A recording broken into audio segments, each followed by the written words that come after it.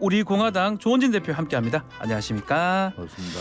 자, 23일 날 헌법재판소 이 검수완박법 관련된 결정이 났습니다. 여당에서는 헌법재판관 성향 얘기를 했고요. 야당에서는 한동훈 법무부 장관 책임이 있다라고 하는데 대표님께서 어떻게 보십니까? 뭐 둘 다 맞는 얘기죠. 사실은 검수완박 이 문제가 정권 교체에 빌미를 준 것도 맞잖아요. 네. 그런데 이제 헌법재판관이 5대4 결정을 냈잖아요. 네, 5대4. 이 5대4 결정이 예를 들어서 헌법 위반이든지 법 위반 같으면은 6명이 찬성을 해야 되는데 이 절차의 문제만 가면서 헌법재판소도 비켜가 버렸어요. 그러니까 이거를 공을 이제 입법부에다가 국회에다 넘기니까 여야가 각자 자기 좋은 해석을 하는 거다 이래 보고요. 또 한동훈 장관은 검사가 아니고 법무부 장관이잖아요. 예. 법무부 장관으로서 해야 될 말과 안 해야 될 말이 있다. 그런 부분에 있어서는 한동훈 장관이 너무 많이 나가고 있다.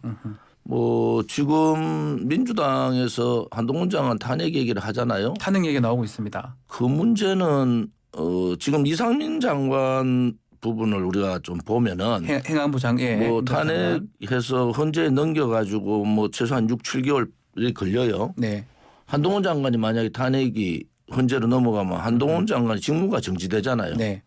그러면은 선거 뭐 1년 남아 있는데 예. 6, 7개월 혹은 10개월까지 직무 정지되면은 장관 교체할 수밖에 없다. 그렇죠. 그러면은 결국은 한동훈 장관은 일찍 정치판으로 등판하는 길밖에 없지 않느냐. 아, 탄핵을 해버리면. 그래 됐을 때 이제 민주당의 딜레마는 이 안전 부분 또 법적인 부분 이런 부분에 법무부 장관 안행부 장관이 그냥 헌재에서 직무 정지된 상태로 계속 있는 상태가 되면은 네. 거기에 대한 역풍도 좀 우려를 할 거고 또 한편으로 봐서는 한동훈 장관의 이제 그 효력이라 하는 효능 이제 그게 거의 바닥이 났다.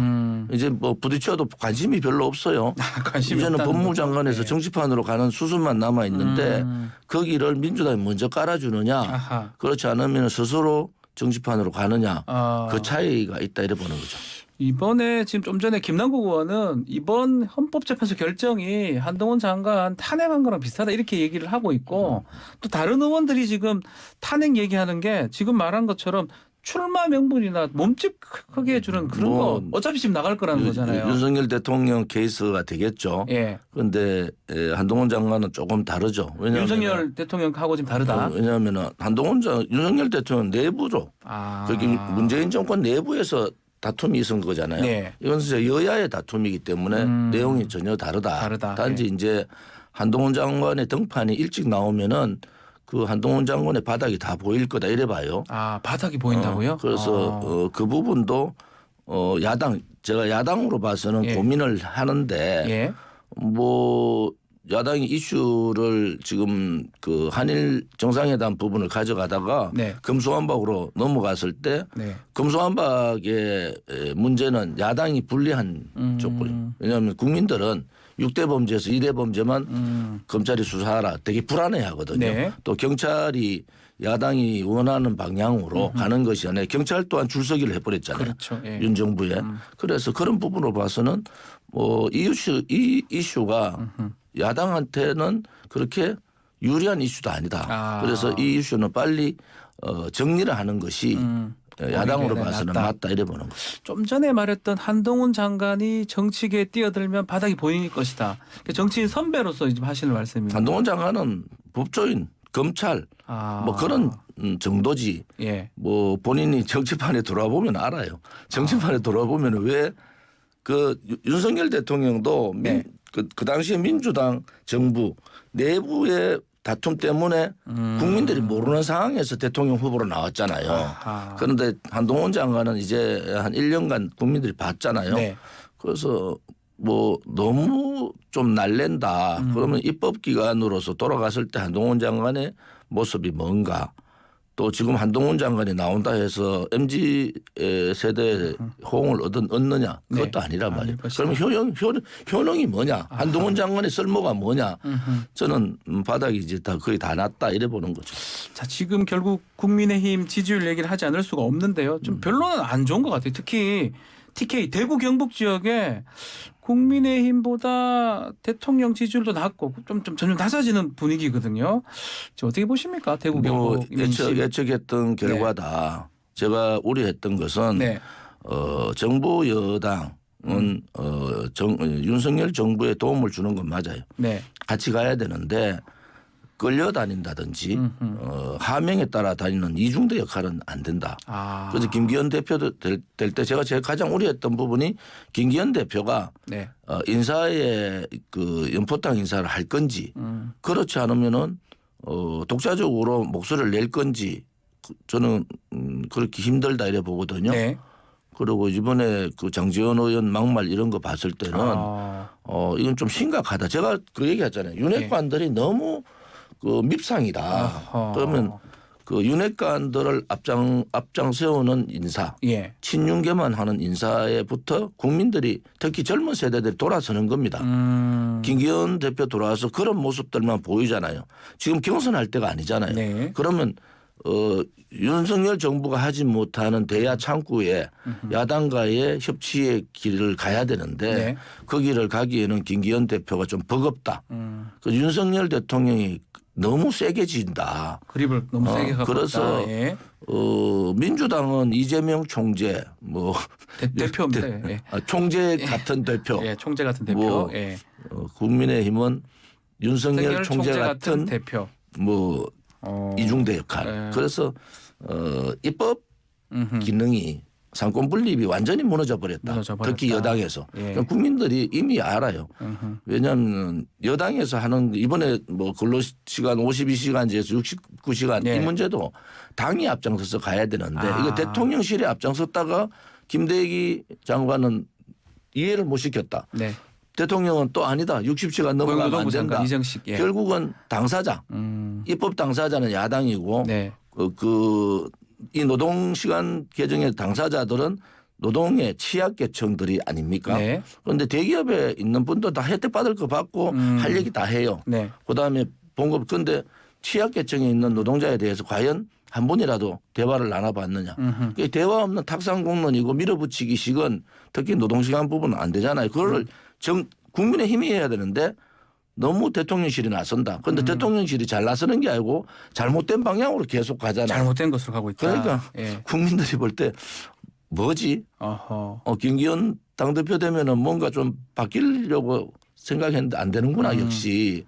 그래서 대통령 지지율하고 당의 지지율이 같이 이제는 계속 가는 거예요. 그럼 대통령이 잘못해도 떨어지고 네. 당이 또 잘못해도 떨어지고. 떨어지고. 그런 상태는. 계속 떨어진 상황. 그런데 대통령이 뭐 잘해가지고 올라가서 뭐 이런 경우는 좀 힘들 것 같아요. 지금으로 봐서는. 좀 전에 그 장제원 의원 얘기를 좀 했는데 좀 버럭하는 그런 부분이었어요. 상임위원장 내려놔야 된다 이런 얘기도 있거든요. 어떻게 보십니까? 내려놔야죠. 내려놔야 된다. 왜냐하면은 이게 한 번이 아니잖아요. 예. 그러면은 뭐 국민의힘 입장에서 봐서는 장제원 의원 한 사람의 발언이 아니고 이거 윤 대통령이 감싸고 있는 윤핵관들의 오만이구나. 네. 그래서 윤 대통령한테 직격탄을 내린 거잖아요. 예. 그럴 때는 그 국민의힘 당 대표가 장제원 의원 불러서 이제 좀 그만해라.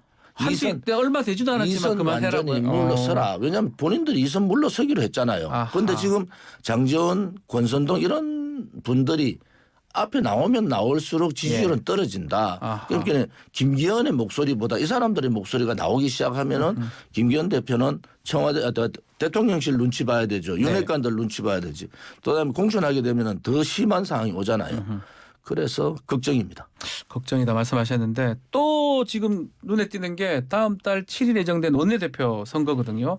어떻게 될 것 같습니까? 지금 보니까 김학용 의원, 윤재욱 의원 두 2파전 될 것 같다. 이 분석도 있고요. 윤석열 정부는 그 안철수 의원하고의 연합 정부가 아니고 김무성 전 의원하고의 연합 정부다. 그렇게 보시는군요. 김무성계들이 저희 거의 다 들어가 있습니다. 지금 윤핵관들도 다 김무성계들이.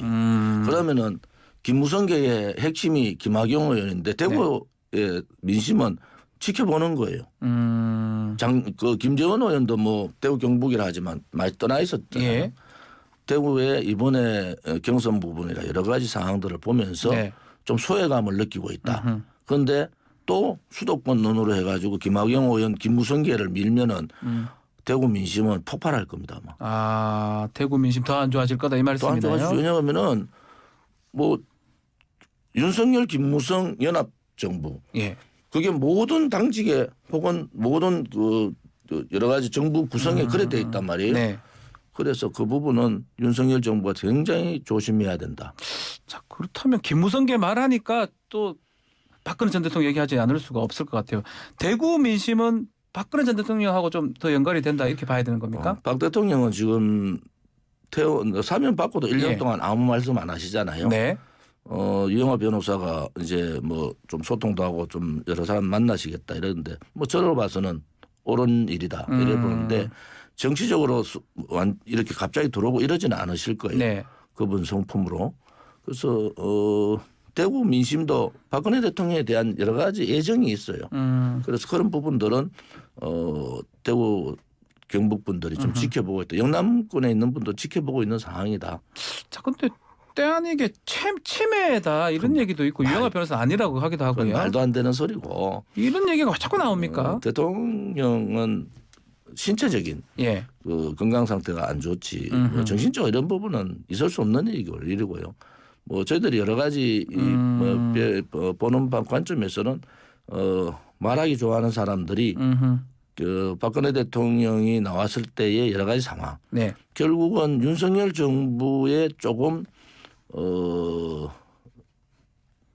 부담이 될 겁니다. 아, 나오면 부담이 될 수 부담이 있다. 됩니다. 그래서 그런 부분들은 시기하는 사람들 그런 걸 우려하는 사람들의 얘기다 이렇게 보는 거죠. 그러면 지금 유영하 변호사 말로는 좀 지난 이른 시일 내에 박 대통령 외부 일정도 하고 메시지도 나올 것이다. 또 최근에 이명박 전 대통령도 뭐 뭔가 활동이 좀 있었잖아요. 전직 대통령이 이렇게 활동하는 거 이거랑은 또 현 정부의 지지율하고는 또 어떻게 연관이 될까요? 정직 대통령이 네. 민감한 정치 역사적인 상황의 활동보다는 그냥 그 전직 대통령으로서의 활동 뭐 이런 부분이 좀 필요한데 박근혜 대통령은 뭐 탄핵 부분에 대한 네. 분명한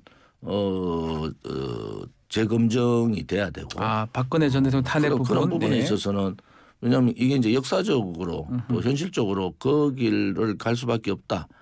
그래 됐을 때 뭐 민주당도 마찬가지지만 네. 윤석열 정부도 편하지 않을 거다 이런 생각을 가지는 거죠. 알겠습니다.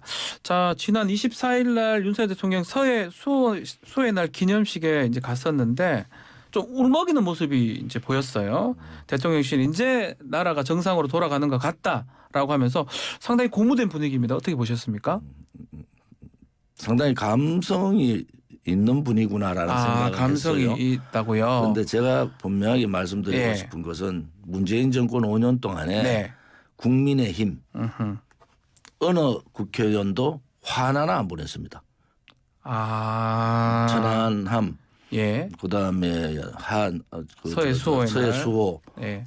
그 55용사 관련되는 그런데 화나 안 보내는 사람이 대거 대통령실 헬기를 타고 네. 갔다. 네. 저는 솔직히 말해서 가정스럽다. 아, 그 국민의힘 의원들이 한 번도 한 적 없는데. 언제부터 예. 그렇게 서해 수호의 날을 잘 챙기고 했느냐. 아. 그럼 결국 국민의힘에 이승만 대통령 사진 붙여놨잖아요. 예.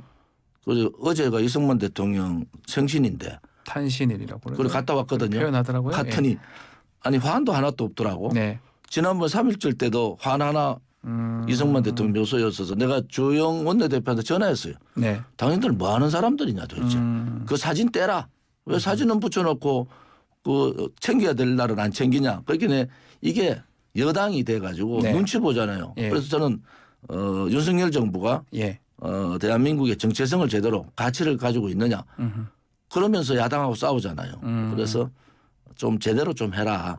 그래서 껍데기 행동들 5년간 네. 침묵하고 가만히 있던 사람들이 갑자기 정권 바뀌니까 대거 몰려가 가지고 그런 표정들을 짓고 하는 것에 대해서 저는 이제 좀 정치인들도 네. 민낯을 좀 내밀어라. 아, 그대로 해라. 자기 그러게. 생각대로 좀 해줘야 된다. 사진 정도 걸면은 예를 들어서 챙길 건 좀 챙겨야 되잖아요. 네.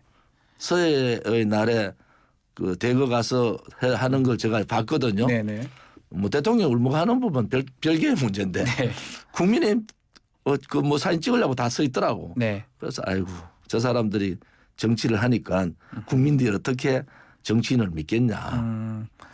그러니까 겉과 속이 좀 일치해야 된다. 이 말씀을 지금 하시는 거죠? 수박은 예. 수박은 민주당이만 있는 게 아니고 국민의힘의 국회의원들이 보수 국민들을 아프게 하는 수박들이다. 이렇게 보는 거죠. 알겠습니다.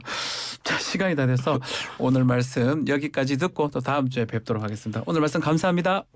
조원진 우리공화당 대표님과 함께했습니다.